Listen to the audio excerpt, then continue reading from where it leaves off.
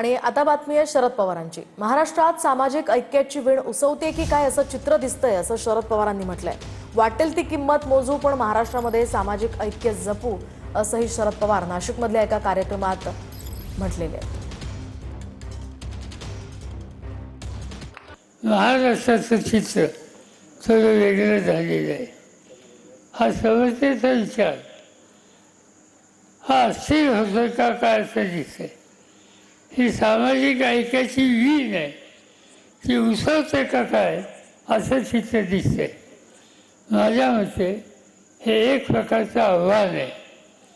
काय वाटेल ते किंमत द्यायची असेल तर किंमत देऊ। जो चव्हाण साहेबांनी, जो दादासाहेब गायकवाडांनी यांच्यासारख्या अनेकांनी जो घालून दिलेला असा तो पुढे येण्याच्यासाठी जे काही करावं लागेल ते करण्याच्यासाठी तुमची माझी सगळ्यांची सिद्धता असली